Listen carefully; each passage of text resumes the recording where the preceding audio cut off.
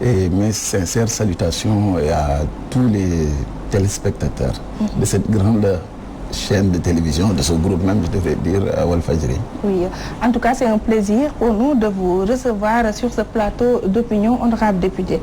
On ne peut pas vous présenter parce que vous êtes déjà connu par ce peuple sénégalais, mais très brièvement, on peut retenir que Cheikh Bamba Dièye a été ministre, il est présentement député et il dirige le parti FSD/BJ.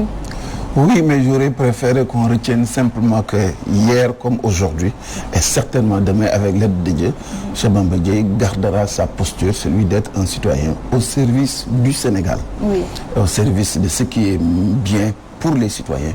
Je préfère garder cette constance dans l'objectif de base plutôt que de collectionner les titres parce que ça ne sert strictement à rien. À côté de moi, de grands voleurs de la République ont ces mêmes titres et en termes de valeur absolue, ça ne vaut strictement rien. Ah oui? À côté de vous, il y a des voleurs de la République. Ah ouais. Mais on rappelle aussi que vous étiez maire de Saint-Louis, de la région de Saint-Louis. Vous savez bien que dans ma posture d'opposition ou d'opposant, si tant et si bien que quelque part dans ma gestion, j'étais en porte-à-faux sur quoi que ce soit, je suis sûr que je ne me retrouverai pas ici en face de vous.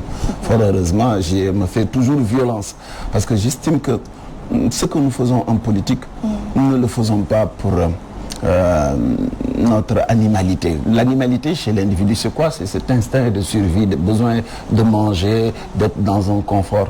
L'homme, c'est plus que tout cela. C'est un esprit, c'est une âme, c'est une vision, un cœur, des ambitions. Et je crois que je vis beaucoup plus pour cela. Et fort heureusement, je prie Dieu de continuer à m'aider à ce que je reste dans cette direction. Parce que sans quoi, je ne me retrouverai pas en politique. Oui, mais n'empêche, présentement, vous êtes député à l'Assemblée nationale et cette Assemblée vient de boucler une session parlementaire pour le compte de la 13e législature. En votre qualité de député, quel bilan tirez-vous de cette année? Je crois que dans les formes, l'Assemblée nationale fonctionne. Régulièrement, les sessions se tiennent, il y a des projets de loi qui arrivent. Mais dans le fond, il y a énormément de problèmes, énormément de soucis. Et ça, il faut simplement le demander à chaque Sénégalais pour savoir si oui ou non ils sont satisfaits du rendu de l'Assemblée nationale. Fort heureusement, cette année-ci a été une année charnière dans ce que l'on peut voir dans les faits, sur lesquels on peut dire que voilà une Assemblée nationale au service des citoyens, ou bien voilà une assemblée de planqués qui sont là juste pour régler les problèmes d'un groupe politique. Et je crois que sur cette année-ci, du point de vue des libertés, du point de vue de ce qu'il faut faire sur la protection que nous devons aux citoyens, sur la sécurité du citoyen, de notre droit à avoir accès à une éducation de qualité, avec des enseignants qui sont logés au même titre et au même niveau que les autres fonctionnaires de la République. Si nous regardons aussi le bilan sur la gestion de nos ressources pétrolières, l'effort que nous fournissons pour que tous les contribuables puissent payer, pour que nous puissions en retour avoir de l'argent et que cet argent ne soit pas dévié mais utilisé là où les intérêts de la République sont. Nous sommes dans une situation transitoire où nous venons de sortir des élections et tout cela amalgamé prouve à suffisance que nous sommes tous en face d'une Assemblée nationale crédible, en phase avec les préoccupations des Sénégalais et surtout soucieux d'être dans la transition. La transition, c'est le rôle de tout acteur politique. C'est le rôle aussi de tout homme d'État. Parce que notre existence au sommet de l'État est assujettie à un delta T qui n'est pas infini. Et dans cette situation de transition, ce qu'il faut, c'est faire le constat, l'état des lieux sur l'état de droit, sur la République, les situations, les perspectives de développement au moment où nous arrivons et veiller à ce qu'au moment où nous quittions, que nous puissions laisser un plus, quel que soit, aussi petit soit-il, mais un plus qui soit profitable aux citoyens. Nous n'avons plus, ou pratiquement plus, de leaders capables de porter ces idéaux et de faire en sorte que les actes et les paroles coïncident sur ça. À qui la faute, à la classe politique ou bien à l'administration sénégalaise? Principalement à la classe politique et globalement à la société sénégalaise. Vous savez, après les indépendances, nous avons hérité d'un système colonial qui ne donnait pas de place aux citoyens sénégalais, qui ne reconnaissait pas le Sénégalais, puisque nous étions sous domination, Ce qui se faisait était fait pour tirer le maximum de ressources au profit de la métropole.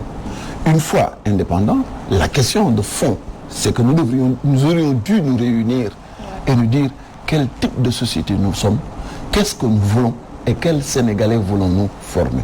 Articuler notre système éducatif à travers ce projet, organiser notre administration, la fonction publique et les démembrements de l'État en fonction de ce projet qui doit être partagé. Ce que nous avons oublié, c'est que la citoyenneté, c'est là qui construit une nation et qui renforce une république. Elle n'est pas innée. On l'a à la construire.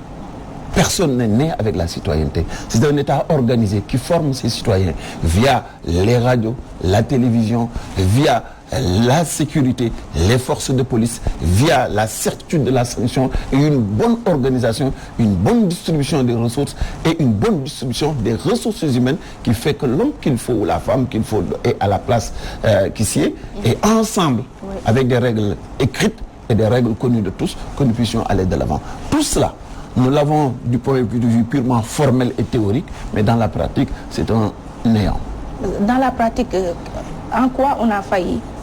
On a failli d'abord du point de vue sociologique, lorsque les valeurs qui fondent les sociétés africaines, on les a laissées. Depuis plus d'une dizaine ou une quinzaine d'années, les Sénégalais m'ont toujours entendu décrier cette société qui a périclité, qui a laissé le djif djel ñak tedd pour devenir la société du khalis ken du ko liggéey dañ koy lijjanti. Dans mon dernier ouvrage, je parle de ces mots qui gangrènent la société sénégalaise, la société du Daourès, du Bogulu Yomb, du Fansach et du Faral Tonkat. Lorsqu'une société comme la nôtre, qui a été fondée sur le sacrifice, le travail, le mérite personnel, a fait en sorte, par le truchement de je ne sais quoi, en conjuguant l'esprit malveillant de la colonisation pour dominer et subjuguer les gens, si nous ne sommes pas capables de nous faire violence, nous avons laissé péricliter la société. Cette société-là et nos leaders, les élites sénégalaises, travaillent à la consolidation de cette société du Daourès et du Bogoluyomb. Les élites sénégalaises, la classe politique, l'élite maraboutique, beaucoup dans ces congrégations qui auraient dû servir de rempart par rapport à cette agression, ont baissé pavillon. La société du Daourès, tu la retrouves dans la société politique, vous la retrouvez dans la société civile, vous la retrouvez dans la société maraboutique, partout vous retrouverez des armées de Daourès, des armées de Bogoluyomb et des armées de Fansak et de Faral Tonkat. Lorsque nous voyons des gens qui ont eu à exercer un pouvoir pour le compte du Sénégal, qui ont fauté lourdement et qu'on trouve par magie le moyen de les absoudre, de les laver, quel est le message que la société renvoie à nos enfants? Que pourvu simplement que tu es la bonne personne pour parler à ton nom, pour te protéger. Mais quelle société les fatos voudrons-nous créer dans ce phénomène-là? Comment voudrait-on aujourd'hui au Sénégal laisser tomber ces piliers, ces fondements qui construisent un État, une nation, pour aller maintenant faire de la théorie? Parce que ce que nous faisons, ce n'est que de la théorie et ça ne repose sur rien. Ouais. Et c'est ça malheureusement qui nous a plombé depuis le départ et qui nous plombe encore aujourd'hui. Ouais. On parle, quand le Sénégal joue, c'est facile de parler de patriotisme. Tout le monde sort son drapeau national, mais vous poserez la question, ce qu'il y a derrière le drapeau, ce qu'il y a derrière cet engouement populaire, qu'est-ce qui va dans nos cœurs, qui fait vibrer nos plus profonds, ce sentiment d'appartenance. L'avons-nous cultivé? L'avons-nous organisé? Avons-nous fait en sorte que nos enfants puissent savoir qu'être ensemble, c'est se battre? Être ensemble, c'est se protéger. Être ensemble, c'est être solidaire. Être ensemble, c'est être aux côtés de ceux qui se battent pour toi. Alors que la société que nous avons aujourd'hui fonctionne pour faire en sorte que ceux-là qui se battent pour le Sénégal, qui prennent des risques, qui se sacrifient, qui sont brimés et envoyés en prison, ceux-là, ils n'ont pas de soutien. Ils sont seuls dans leur combat. Ils sont seuls et les gens sont chez eux. Pour en revenir à l'Assemblée nationale, pour une première depuis l'installation de la 13e législature, une commission d'enquête parlementaire a rendu public ses conclusions, ceci dans l'affaire des 94 milliards. Comment analysez-vous ce verdict? Mais quelle commission? Vous voyez, c'est ça qui me fait mal. Moi, je suis pour un pays dans lequel nous sommes impliqués et nous sommes sérieux. dans ce que nous faisons. Parce que 94 milliards, ce n'est pas 2 sous. Vous imaginez ce que, à raison d'une maison à 10 millions, le nombre de maisons que vous aurez pu construire et le nombre de citoyens qui auraient pu accéder à cela. Le nombre d'hôpitaux, une dizaine d'hôpitaux auraient pu être créés avec cet argent. Donc ce n'est pas une chose simple, ni une chose facile. Encore moins un élément sur lequel on va faire hypocritement ou essayer de donner aux Sénégalais l'illusion de croire qu'on fait notre boulot alors qu'on est dans une mascarade absolue. Je vous rappelle que pour ce que j'en sais, le groupe de non-inscrits n'y a pas participé, ou une bonne partie d'entre eux. Et en général, même globalement, l'opposition, dans sa globalité, a refusé d'y participer. Et le Wolof dit souvent que ni soppe de céder, non de céder. C'est pourquoi on parle de démocratie. On parle d'une opposition qui s'oppose et d'un pouvoir qui exerce le pouvoir. Si en réalité nous arrivons à une assemblée où tous les partisans du monsieur en question sont ceux-là qui sont ces juges dans un esprit partisan exacerbé, je crois qu'on aurait mieux, par respect pour les Sénégalais, nous épargner cette comédie. De ces travaux. Je n'ai même pas à me positionner là-dessus. Pour moi, je pense que c'est de la moquerie. Point barre. C'est de la moquerie, point barre. C'est juste un stratagème qu'on met ensemble parce que si vraiment la volonté de faire de la lumière était là-dedans, ça se saurait. Et tous les Sénégalais. Parce qu'une commission d'enquête parlementaire aux États-Unis ou en Angleterre, madame, ça fait bouger les lignes. Ça capte l'attention de tous les citoyens. Et c'est en direct que les auditions se font. Nous ne sommes pas dans ce schéma-là. Alors, il ne faut pas que vous et moi, que nous soyons les complices de cette mesquinerie. Donc, comme Ousmane Sonko, estimez-vous que l'article 48 du règlement intérieur de l'Assemblée nationale a été violé? Oh, tu sais... En rendant public ce rapport. Violer les articles à l'Assemblée nationale, c'est une spécialité. Donc, je crois que Ousmane fonce une porte déjà ouverte. Et de ce point de vue-là, il n'est pas le seul à avoir cette opinion. Et je crois que c'est largement, dans les masses sénégalaises, les gens ont le sentiment qu'ils ont été pris au piège par des hommes politiques qui n'ont pas le souci du bien commun et qui n'ont pas le souci de la sécurité du Sénégal et surtout du fait que nous ne sommes pas seuls au monde. Nous avons des pays voisins, ailleurs des citoyens se battent pour aider leur pays à avancer. Des pays qui étaient partis sur le même pied d'égalité que nous au début des indépendances culminent parmi les 10 pays les plus développés au monde. Voici le schéma qu'il fallait mettre en face des Sénégalais. Mais être 25e ou parmi les 20 pays les plus pauvres au monde, nager dans la pauvreté, dans la crasse, et ensuite entendre les gens à la télévision te décrire un Sénégal de rêve qui n'existe nulle part, pour moi, ce n'est rien d'autre que du cynisme.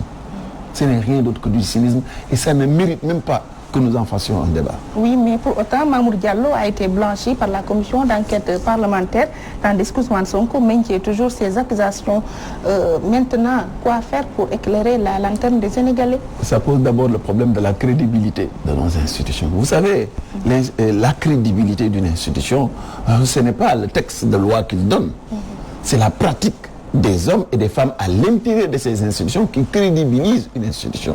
Si vous avez un président voleur, coquin, il a beau être l'épicentre de la République, mais il n'est rien d'autre qu'un voleur. Et il n'est pas crédible du tout.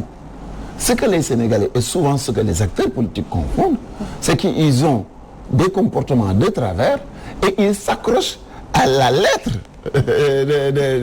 des institutions pour penser qu'ils sont auréolés d'une situation qui n'existe que dans leur tête. Et ce problème que nous vivons à l'Assemblée nationale, c'est le problème de l'exécutif. C'est aussi le problème du système judiciaire. Ce pays, contrairement à ce que les gens disent, moi je ne pense pas que nous soyons dans une république majeure.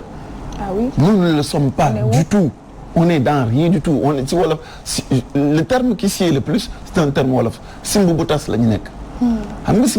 Quand Balla Gaye et Modou Lo se battent au Léopold Sédar Senghor, une fois que c'est terminé, dehors, tu vois des gens qui agressent X ou Y, etc. C'est n'importe quoi. Et je m'excuse d'utiliser ce terme-là, parce que c'est ça qu'il s'agit.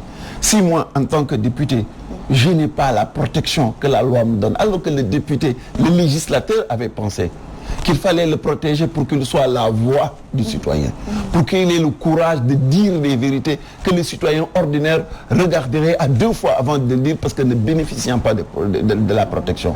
Si le député, dans sa mission, le législateur, il faut être dans la tête du législateur.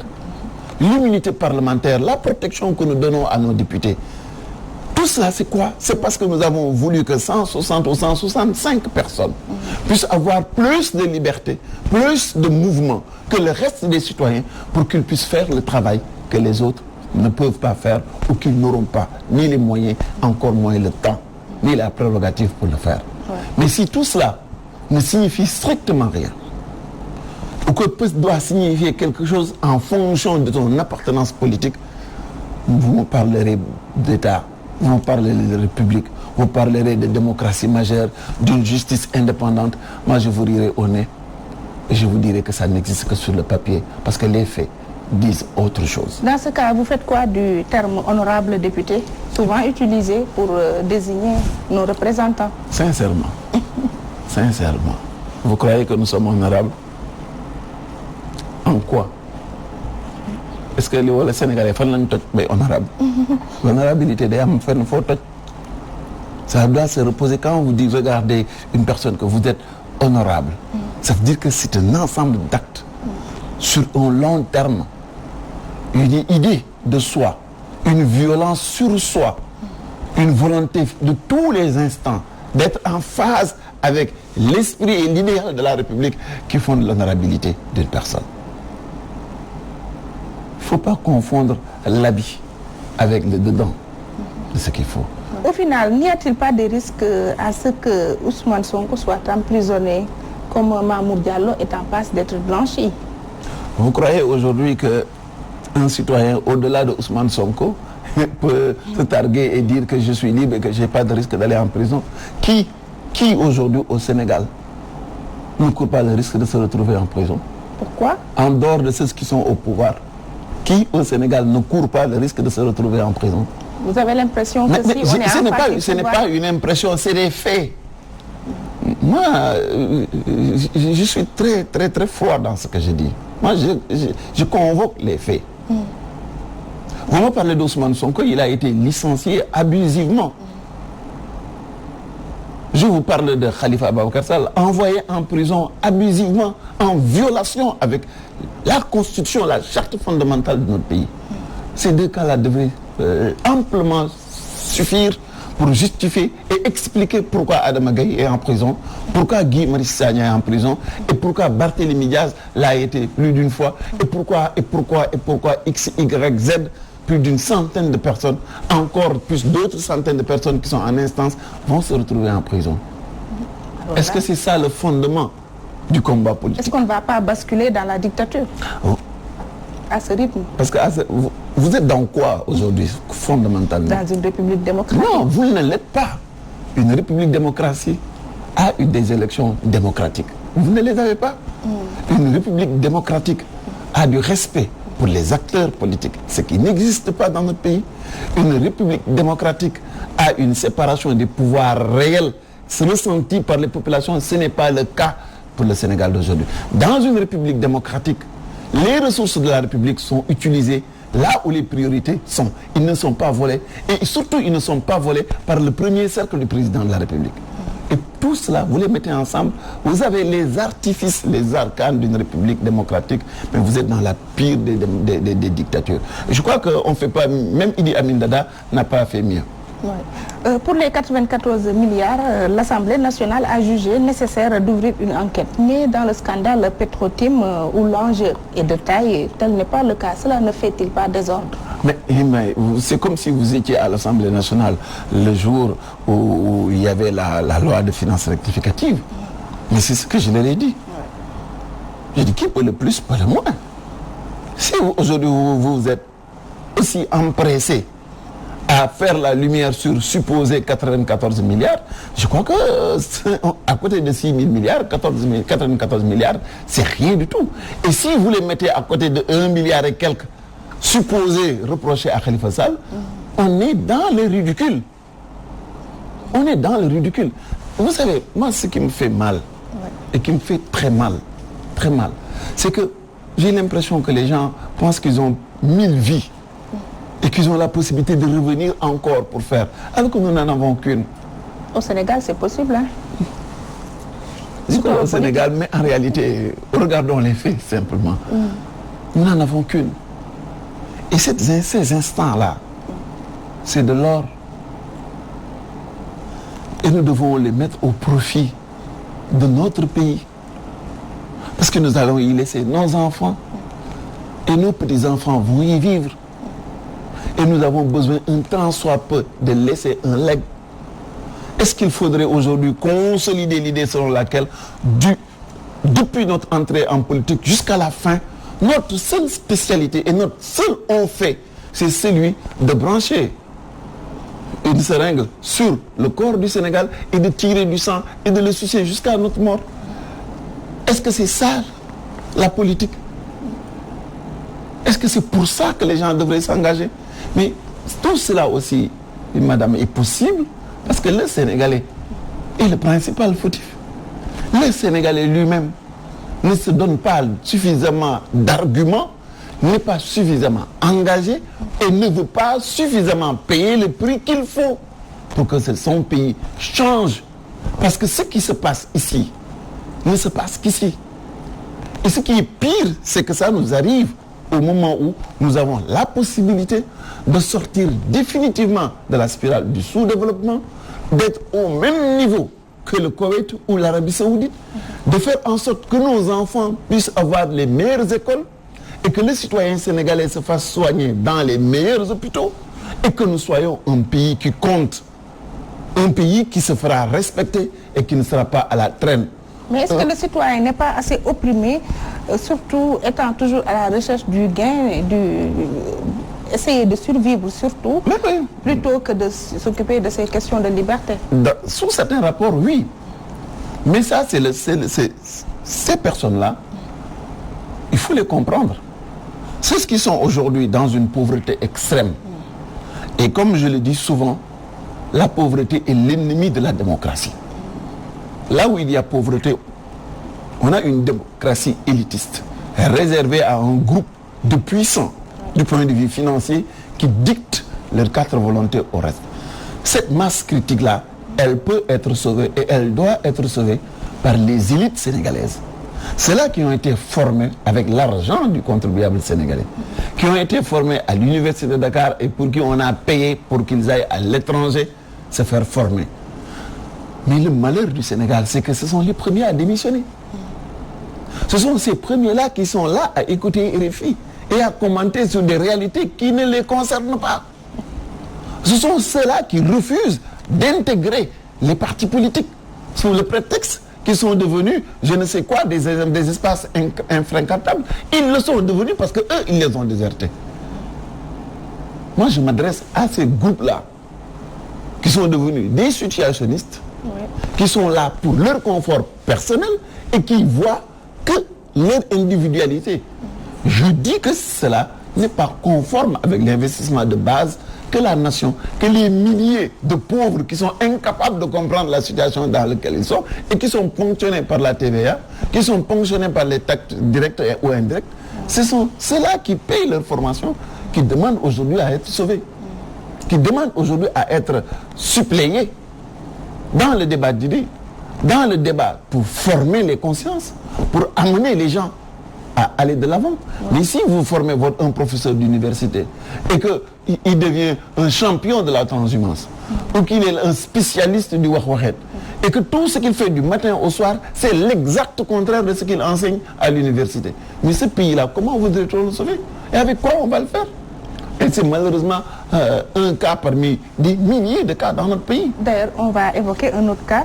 La justice sénégalaise est diversement appréciée par les acteurs politiques. Je m'explique. Aussi bien les membres du CRD et Ousmane Sonko optent pour recourir au juge du tribunal de grande instance de Dakar en lieu et place du procureur de la République. Comment analysez-vous cet acte? Mais c'est le même problème que nous avons. C'est ce problème de défiance. Ce déficit de confiance entre le citoyen et la justice.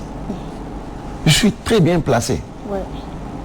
Parce que moi, je pense que je fais partie de ces Sénégalais qui ont une voix qui compte dans ce pays. Et je ne peux pas me permettre, lorsque je constate par des faits que la justice sénégalaise n'est plus ce qu'elle a été, je ne peux pas me contenter de dénonciations de surface. Parce que moi, je voyais venir ce qui s'est passé avec les affaires politico-judiciaires dans notre pays. Pour ne pas stigmatiser le cas Khalifa Ababacar Sall, sont symptomatiques de l'état de délabrement, et je dis bien délabrement de la justice sénégalaise. Ah oui. Les gens sont dans la défense et le confort d'individus. Moi, je vois la multitude, je vois la nation, le citoyen qui n'est pas comme vous et moi et qui n'a aucune protection devant cette justice. Ouais.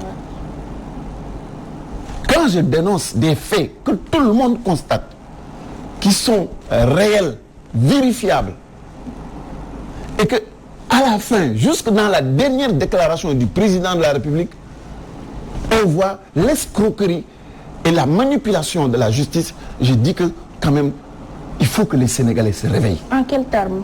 Mais lorsqu'ils amalgament sur des contradictions, en disant que c'est une affaire pendante devant la justice, en disant qu'il n'a rien à voir là-dedans, alors qu'il est au début et à la fin de cette affaire et au milieu. Lorsque nous constatons que des décisions sur un même dossier par des juges formés dans les mêmes écoles sont divergentes. Certains le sont parce qu'ils sont collés à la volonté de Macky Sall, d'autres le sont parce qu'ils sont collés au droit. Comment voudrait-on aujourd'hui que pour non-assistance ou non-présence d'un avocat, ouais, qu'on puisse libérer un citoyen, alors que pour le même fait, on puisse maintenir un autre citoyen. Et les individus qui sont coupables de ces faits-là, si nous ne les dénonçons pas, c'est que nous ne sommes pas sérieux, c'est que nous n'aimons pas ce pays et que nous ne sommes pas soucieux de la sécurité des citoyens. Moi, j'estime que mon engagement politique n'a de sens que lorsque je me justifie par rapport à nos valeurs, aux lois de la République, et que je me place à un niveau tel que je puisse prendre sur moi le risque de dénoncer ce que tout le monde pense tout bas et que très peu osent dire tout haut. Je me charge de le dire. Parce que ne pas le dire, c'est baisser pavillon. Ne pas le dire, c'est encaisser ce qui arrive avec Guy Marius Sagna, c'est encaisser ce qui arrive avec Adama Gaye, c'est encaisser avec ce qui arrive avec d'autres, où on récolte. Ou quand je veux atteindre Ndeye Fatou, je me mets à l'affût, j'attends. On ne parle pas de justice, j'attends. Froidement, tapis dans mon coin. Une occasion fortuite qui n'a rien à voir. Et je distille mon venin là-dedans. J'instrumentalise ce qui fait la sécurité, l'équilibre de la République. J'utilise des citoyens que nous avons payés, formés, pour qu'ils assurent la transparence et l'équité entre les citoyens. Si ces gens-là abdiquent, s'ils ne veulent pas faire leur boulot, moi je le dirai. S'ils n'ont pas le courage de se mettre à la hauteur de leur mission, moi je les pointerai du doigt. Et je n'hésiterai pas à les pointer du doigt et à dire leur nom. Parce que tant qu'on n'arrivera pas à cette situation-là, on ne s'en sortira pas. Et derrière, je pense que ça ne sert à rien. Et c'est se mentir que de dire que nous avons une justice, des juges, etc. Nous n'avons rien dans ce pays. Nous n'avons ni députés, nous n'avons pas de juges et nous le constatons au quotidien. Ou ceux qui valent quelque chose là-dedans n'ont aucun moyen d'exercer ce qui... Et qui sont ces personnes qui répondent au nom de ces titres comme, comme députés? C'est le mal du Sénégal, c'est le mal que nous avons. Nous avons des acteurs politiques pour qui la loi n'a aucun sens. La redevabilité n'a aucun sens, la reddition des comptes n'a aucun sens parce que c'est juste de protection occulte. Nous avons des juges qui sont liés par une peur bleue et un esprit nombriliste qui fait que si je ne suis pas d'accord, si je ne fais pas ce que le pouvoir veut, je n'avancerai pas. Si ces bandes de planqués partout, dans les sociétés d'État, dans la fonction publique, comme dans la justice ou à l'Assemblée nationale ou ailleurs, qui fait le mal sénégalais. Oui. Alors pour creuser, dans ce combat de gladiateurs en politique, est-ce que la justice sénégalaise ne va pas y laisser des plumes? La justice sénégalaise y a déjà laissé plus que des plumes. Je crois que les plumes sont parties et les 2 ailes aussi. Ah oui? Et un pied. Autant que ça? Ah oui, parce que qu'est-ce que nous avons qui pourrait te garantir la sécurité par rapport à un pouvoir? Qu'est-ce que tu as? N'est-ce pas la justice? Oui. Si dans un différend avec le pouvoir, avec un ministre, avec un directeur ou avec même un commissaire, si tu n'as pas un espace dans ce pays où vous êtes à égalité, pourrais-tu parler de république? Vous voyez, quand je vous parlais de république soporifique et dans les formes, voici ce que nous vivons. C'est ça les problèmes. Vous savez, madame, mon problème c'est que j'ai l'impression que nous voulons croire, ou même nous obliger, nous forcer à croire que ça va, alors que tout nous dit que ça ne va pas. Nous nous complaisons. Parce que nous, Sénégalais, notre manière de faire et de réagir. Oui. Même dans notre maison, au plus profond de nous-mêmes, on souffre. Mais il faut que nous disions, mais c'est humain que de refuser l'injustice. C'est humain que de dire que je souffre. C'est humain de dire que je veux du bien, je veux mieux, je veux plus, j'ai le droit à plus. Et que ce que j'ai, c'est mauvais, ça ne me convient pas. C'est humain. Il faut que les Sénégalais gagnent cette fausse pudeur. Et nous crier, hurler quand on a mal, c'est normal, c'est humain. Ça permet aux gens de venir te secourir. Vous imaginez 6 000 milliards claqués. Mais parce que celui qui va te chipper tes 6 000 milliards, il va le consommer où? Ça, c'est trop pour un individu, c'est trop pour une famille, c'est trop pour un clan. D'ailleurs, on va parler de cette affaire Petro-Tim. Après l'engouement et la précipitation, l'enquête semble verser dans la traîne, en atteste ces vacances judiciaires. Donc, de fil en aiguille, on risque de passer à autre chose. Ça, il faut que vous et moi, que nous nous adressions aux Sénégalais. Parce que si c'était seulement la 4 volontés du pouvoir, ils vont l'enterrer ou ils l'ont déjà enterré. Ouais. Ce qui va faire que cette affaire survive et que ça reste et que nous ayons la lumière là-dessus, cela dépendra exclusivement de notre volonté. Je vous sors le cas de l'Algérie. Ils ont forcé un président de la République à démissionner. Ils n'ont pas eu besoin de jeter des pierres. Ils n'ont pas eu besoin d'insulter. Il s'est agi juste des citoyens qui ont décidé un jour dans la semaine de se convoquer tous à un lieu dit, de s'asseoir là-bas et de montrer qu'ils ne sont pas d'accord. De le faire avec respect. Il ne s'agit de rien d'autre que cela pour notre pays. Nous ne sommes pas dans une situation au jour d'aujourd'hui où nous réclamons la tête de quelqu'un par mesquinerie ou par méchanceté, mais l'argent du contribuable sénégalais vaut plus que l'honorabilité d'un voleur. L'argent du contribuable sénégalais est au-dessus de toutes les formes de protection qu'un individu puisse avoir ou que l'on veut conférer à un individu pour l'amener à échapper et à se promener par-dessus nos têtes. Parce que le pire qui va vous arriver, si ça se passe et ce que se classer par lettres et profit, ils vont revenir, pas avec les 6 000 milliards, parce qu'ils sont assez idiots pour ne même pas recevoir quelques milliards là-dedans. Parce que c'est ça le propre des pays africains. Il faut qu'on se ressaisisse. Parce que nous avons une opportunité pour que Alioune Sall, Macky Sall, Mokhodi Ndiaye, Pathé Fall, Demba Sanoho et Bamba Dièye et tout le monde parmi les 16 millions de Sénégalais, que tout le monde se retrouve là-dedans. Que tout le monde puisse vivre mieux. C'est possible. Oui. Il y a assez pour cela. Mais le délabrement de l'espace, des valeurs, de l'espace politique sénégalais font que des moins que rien vont venir parce qu'ils n'ont ni la compétence, ni le savoir et qui ne sont pas habitués à manipuler de l'argent. Pour la plupart d'entre eux, c'est avec l'avènement de ce pouvoir qu'ils ont vu les premiers millions ajoutés à l'autre. Ces gens-là, s'ils se réveillent un jour à être dans des transactions à plusieurs milliards, soyez sûrs qu'ils se contenteront de très peu. Ouais. Ils se contenteront de très peu. Et au nom de quoi? Au nom de quoi un individu aurait-il le droit dans ce pays de négocier pour son propre compte ou le compte de ses favoris l'intérêt stratégique de notre pays? Et le pire de tout cela, c'est que nous sommes 16 millions dans ce pays. Comment est-ce que 16 millions d'enfants dans une maison peuvent-ils observer le moins valeureux de leur maison sans coquiner avec de vrais coquins ailleurs et venir prendre la caisse de la maison et s'en aller?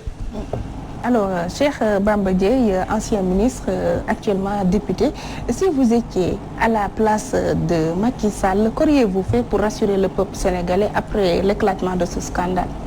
Oh, je crois que ça ne plairait pas à beaucoup. Ah oui? Tous les Sénégalais me connaissent au moins sur une chose. Je vous donne une anecdote. Quand j'étais maire de Saint-Louis, un ouvrier de Eiffage, un blanc, un Français, avait pris sur lui la responsabilité de soustraire quelques ferrailles, quelques barres de ferraille. Non seulement j'ai porté plainte, mais on a atterri au tribunal. Voici le type d'homme que je suis.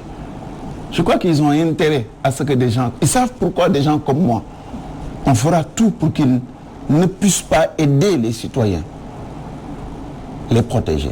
Parce qu'il y a et il existe, et fort heureusement, c'est ça qui motive et qui nous donne encore de l'espoir.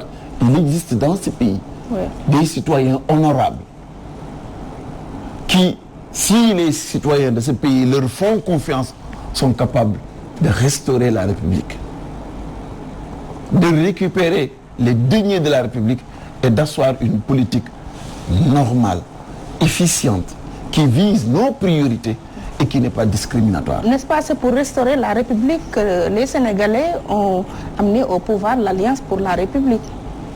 Je crois que les Sénégalais, ils ont amené un groupe au pouvoir. Et ce groupe-là s'est disloqué. Ils ont amené un groupe au pouvoir avec une idée de rupture. Ce que le président de la République avait très bien su, comme les Sénégalais sont très forts quand il faut parler, et de piètres praticiens, il parlait justement de reddition des comptes, de gestion sobre et vertueuse, de traque des biens mal acquis. Je crois que c'est autour de ces idées-là et de l'équipe Benno Bokk Yakaar que les Sénégalais avaient placé leur espoir. Mais en réalité, nous savons jusqu'à présent que les Sénégalais souvent sont capables de fulgurance, de grands bonds en avant, mais ils sont souvent retenus, tirés vers le bas par une classe politique qui ne les mérite pas. Parce que je pense que la classe politique sénégalaise ne mérite pas le citoyen sénégalais. Ah oui? Ah oui, parce que, vous savez, le Sénégalais, il est tellement généreux avec ses dirigeants qu'il n'accepte jamais de voir les failles de ses dirigeants. Souvent, nous tous, moi y compris, celui qu'il faut, même Boudjoumé de Nunan Doumom, aïe, entourage là. Nous n'acceptons jamais que notre autorité porte des éléments, parce que nous avons une sorte de relation fusionnelle avec nos élites. C'est pourquoi j'ai dit que les dirigeants que nous avons, les acteurs politiques, une majorité, pas la totalité, bien évidemment, ne méritent pas les citoyens que sont les Sénégalais. Oui. Après le pétrole, Aar Li Ñu Bokk mène aussi la lutte pour faire libérer Guy Marius Sagna et Adama Gaye. Quel est votre point de vue sur ces deux arrestations? Mais ça repose simplement tout ce sur quoi nous avons débattu depuis un moment. Oui. L'extrême fragilité de la justice qui fragilise le citoyen et qui précarise notre condition de citoyen dans notre pays. J'ai dit que les artifices de la République, c'est un sentiment corroboré à des faits. Si moi j'ai le sentiment que si l'État du Sénégal marche sur mes droits, je peux me reposer sur la justice pour recouvrer mes droits, on aura beau tout me dire, mais je serai convaincu que je suis dans un état de droit. Mais si je me rends compte plus d'une fois, rien que sur cette année-ci, au moins une dizaine de cas sur lesquels la malveillance de la République s'est exercée de manière pleine et entière, et que la justice sénégalaise, qui aurait dû servir de paravent, s'est effacée pour laisser des gens à utiliser la justice et attenter aux libertés du citoyen. Ouais. Ça, c'est pas la République. Ce que les gens veulent, c'est faire en sorte qu'aucun citoyen aujourd'hui ne puisse avoir le courage de dénoncer quoi que ce soit. Ça prouve quelque part que ce que nous dénonçons est vrai. Ça va finir avec nous. Finir il faut le gombinek. Maintenant aux Sénégalais de départager. Soit ils vont adopter la position que nous connaissons, chacun reste chez lui. On laissera Marie Sagna après Adama Gaye ou Adama Gaye après Marie Sagna, comme cela a été avant Barthélémy Diaz et Khalifa Ababacar Sall. Et ces petits ruisseaux-là vont amener un torrent qui ne va laisser personne, toutes les personnes qui sont chez eux et qui attendent en disant que ça ne les concerne pas et qu'hypocritement que c'est une affaire politique entre politiciens, mais ils attendront leur tour chez le coiffeur.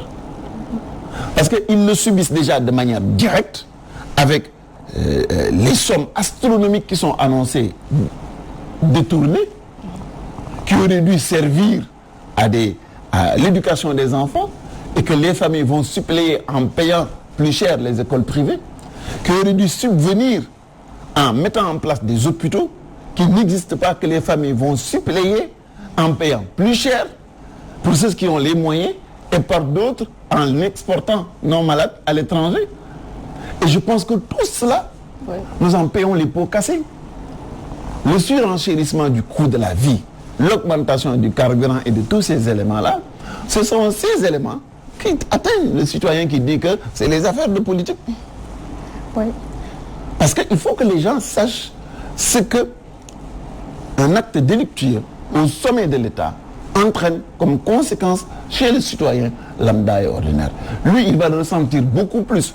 Parce que quand il faudra payer pour une ordonnance, payer pour l'éducation de ses enfants, payer pour toute autre chose qui, dans un pays normalement constitué, serait à sa disposition, il ne devrait pas se poser la question, mais qu'est-ce qui amène cette précarité? Oui, par ailleurs, monsieur le ministre, d'aucuns voient derrière ces arrestations une menace à la liberté d'expression. Mais votre avis? La menace, elle est manifeste, elle est présente, elle n'a pas commencé aujourd'hui. Elle est là depuis très longtemps. Elle est là depuis très longtemps. Vous savez, moi, ce qui me choque le plus dans cette affaire-là, c'est qu'en réalité, nous avons de vrais problèmes. Lesquels? De vrais problèmes sur le développement d'abord, une condition de vie désastreuse, du point de vue de la République, de l'état de droit, des libertés menacées à tout bout de champ, et là, sur la sécurité de manière globale, de gros problèmes sont là-dessus. Et tout cela, malgré tout, on arrive à endormir le Sénégalais pour lui faire croire que le schéma dans lequel il est aujourd'hui est le schéma le mieux qu'il peut avoir. Vous savez, c'est ça la mesquinerie. C'est ça le cynisme que je n'accepte pas. C'est-à-dire que leur incompétence manifeste, ils essaient de le camoufler en nous faisant admettre que la situation que nous vivons est normale et que nous le leur devons déjà parce qu'ils nous ont amélioré nos conditions de vie, alors qu'il n'en est rien. Ce qu'il faut maintenant aux Sénégalais, c'est qu'il faut qu'ils sachent qu'ils sont des citoyens du monde.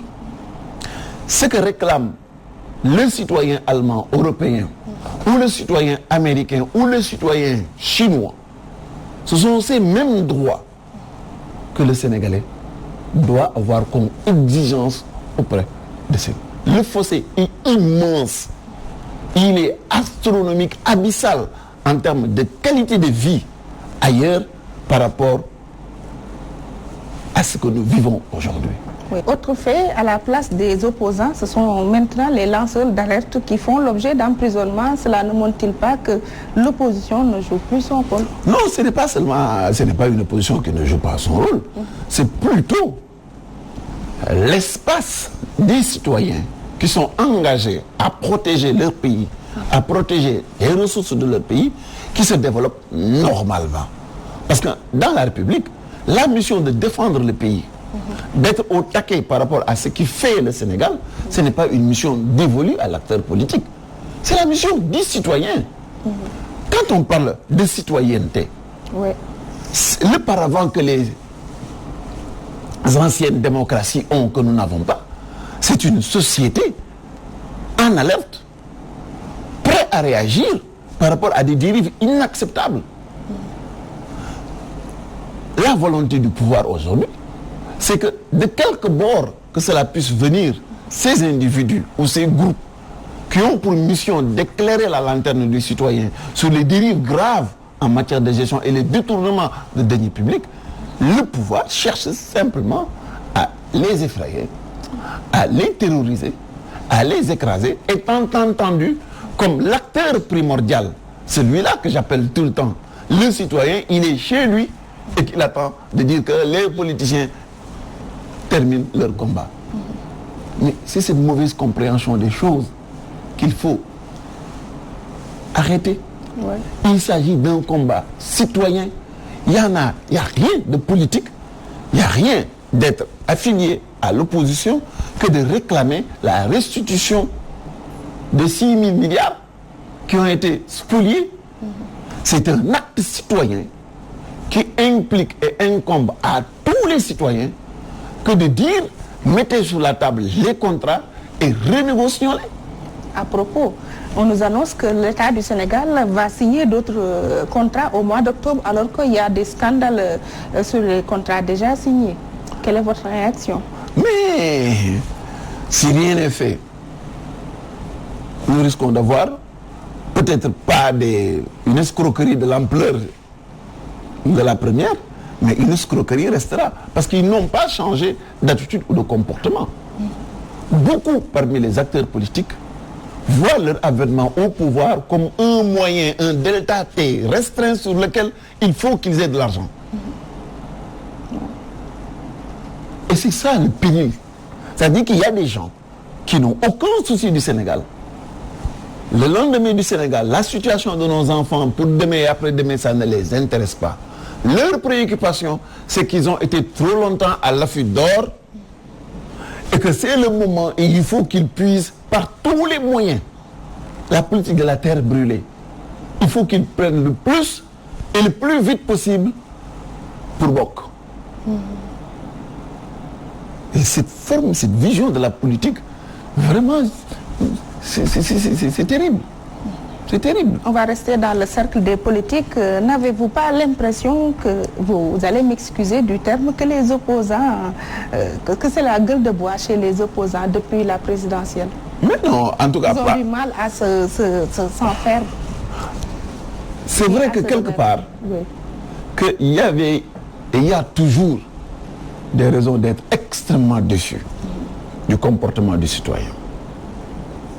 Parce que rien ne justifie qu'on puisse penser dans une république comme le Sénégal, entre guillemets république, que l'acteur politique est plus au fait des affaires de la République que les citoyens. Les intellectuels, ils sont partout. Et dans les familles, ils ont les moyens, dans les discussions, d'éclairer la lanterne de beaucoup de nos compatriotes. Et ce qui s'est passé sur les 6 dernières années, c'est fait au vu et au su de tout le monde. Que l'on soit acteur politique, féru de la politique ou expert ou simple citoyen, on les a constatés et vécus ensemble. Ces éléments-là auraient dû normalement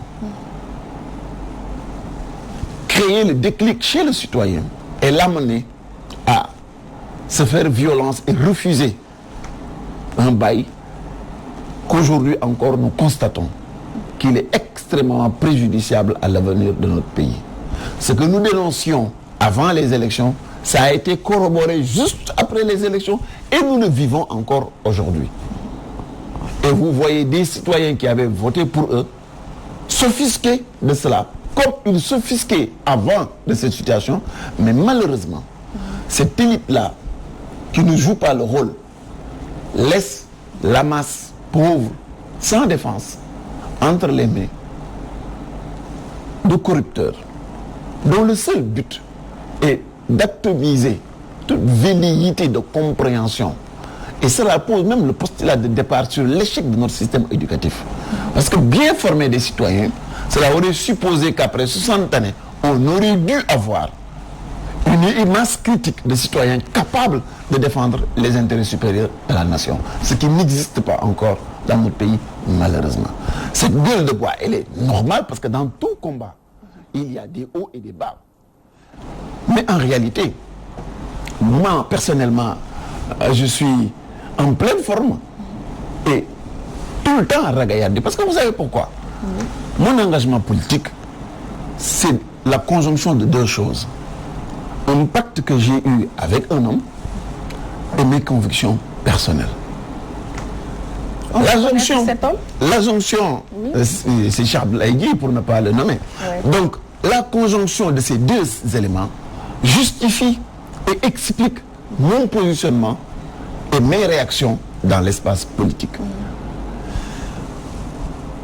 J'estime que si ils ont les moyens 1000 milliards de fois d'escroquer les Sénégalais et de revenir imposer leurs 4 volontés, moi j'aurais la ferme détermination, 1000 milliards de fois plus une fois, la décision et la détermination de me présenter devant eux.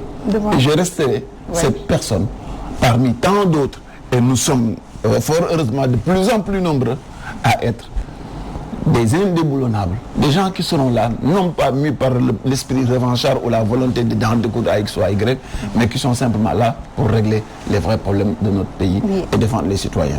Concernant ces vrais problèmes de nos concitoyens, il s'agit de l'insécurité qui est devenue grandissante dans l'ensemble du territoire national. À quel niveau l'État a failli?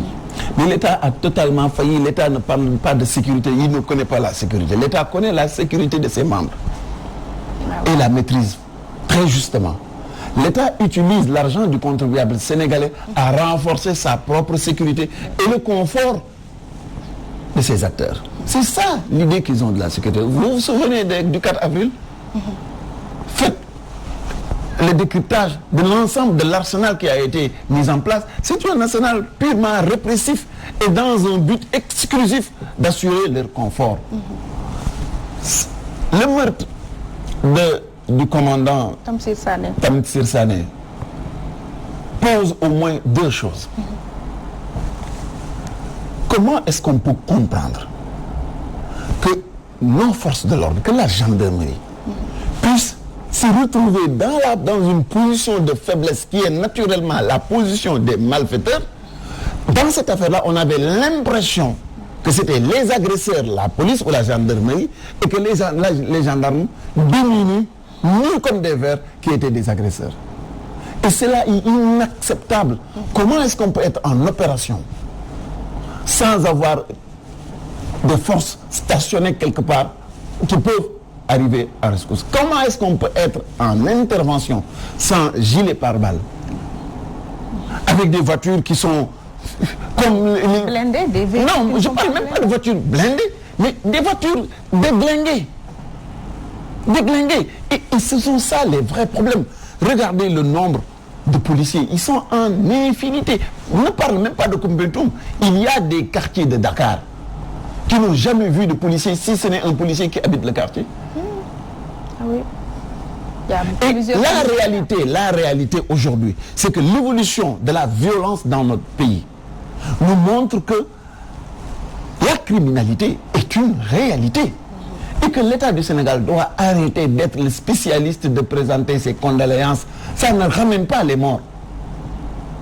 Et ça ne suffit pas pour combler aussi la détresse des familles.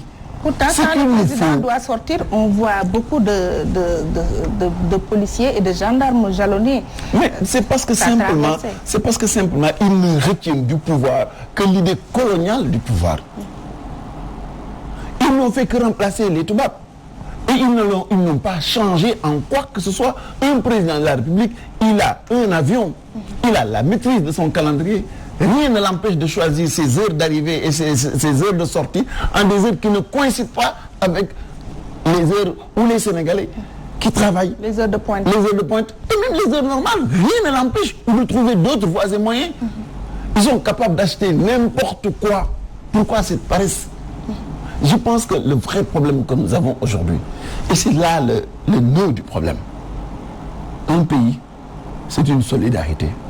C'est des moyens qui sont mis ensemble pour suppléer et secourir ceux qui sont les plus faibles parmi nous. Si nous n'avons pas les moyens de protéger les citoyens, si nous n'avons même pas les moyens de protéger ou d'armer ceux qui protègent les citoyens, je dis que quelque part, on est disqualifié de cette mission.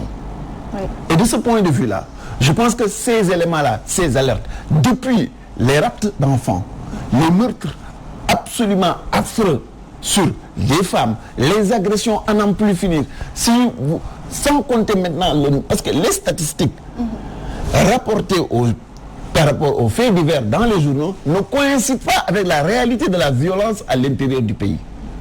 Très peu de la souffrance des Sénégalais arrive au niveau de vos médias. Ouais. Et très peu sont traités par les forces de police. Il m'est arrivé dans le temps une mésaventure, un voleur qu'on a attrapé quelque part, on l'amène à la police et on lui dit qu'il faut lui amener à manger. Oui, ça se passe comme ça. On est dans quel pays? Et quelque part... Parce que la police n'a pas les moyens... Non mais attends, mais le pire c'est quoi? C'est que si vous l'attrapez, ça veut dire qu'il ne vous a pas volé. Si vous l'amenez à la police, c'est en ce moment-là qu'on vous commence à vous voler. C'est-à-dire?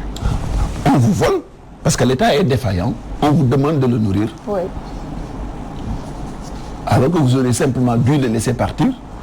Ou pire, autre chose. Vous savez, un débat de société, c'est un débat sur ce qu'il faut pour que tout le monde se sente à l'aise. Ce qu'il faut pour que la majorité des Sénégalais se sentent concernés, impliqués et protégés. Oui. Et nous ne l'avons plus. Alors je répète, de République, nous n'en avons que de manière soporifique. Dans les faits, l'état de droit, cet état fort qui est capable, au lieu de mettre 10 000 ou 12 000 ASP, est capable de former ces forces de police, de faire une montée en puissance là-dedans, de faire de l'îlotage, de les mettre partout dans le pays, dans les quartiers, pour que le citoyen qui se réveille le matin, ce que nous avions au début des indépendances, puisse voir dans la journée plusieurs fois la voiture de la police. Mais combien de fois les quartiers, certains peuvent se dire que je ne l'ai pas vu depuis plus de 10 ans. À Dakar, il y a des braquages en plein jour, des cambriolages en plein jour. Pourquoi? Parce que déjà au sommet de l'État, ça vole mortellement. Deuxièmement, parce que c'est ça la réalité. Les grands délinquants, ils nous toisent. Ils sont dans les plateaux de télévision. C'est eux-mêmes qui font des discours de moralité. C'est eux-mêmes qui nous taxent parfois d'être des battants en guerre, etc. etc. Les voleurs de pommes de terre, on les amène s'entasser à Rebeuss, y compris avec les opposants et tous ceux qui ont le courage de l'ouvrir plus fort qu'il ne faut.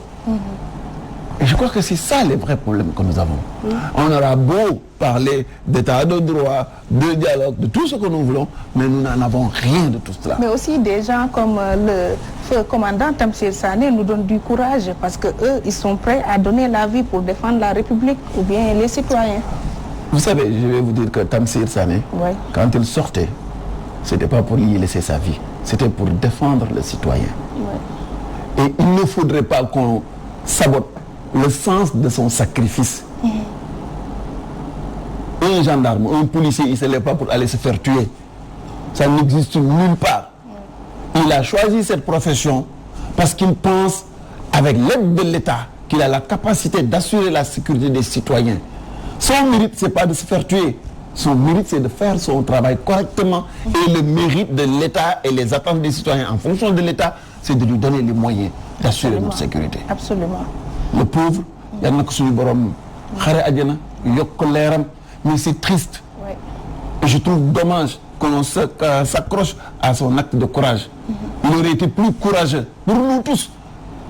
Quelqu'un qui est capable de ce sacrifice, si on l'avait laissé ici, si on était suffisamment prévenant pour qu'il soit encore là parmi nous, on aurait eu plus de sécurité. Oui, en tout cas, à nous, notre manière de lui rendre un vibrant hommage, ce soldat qui est tombé vraiment en défendant la nation sénégalaise.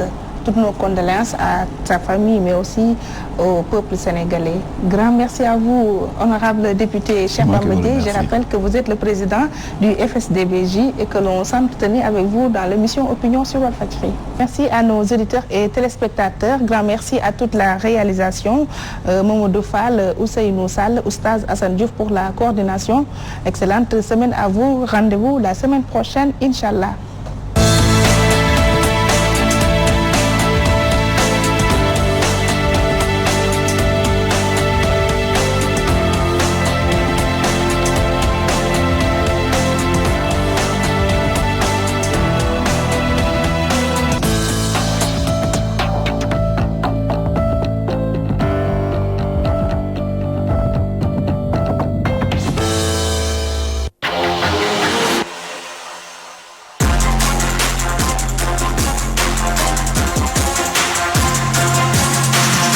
Walfadjri.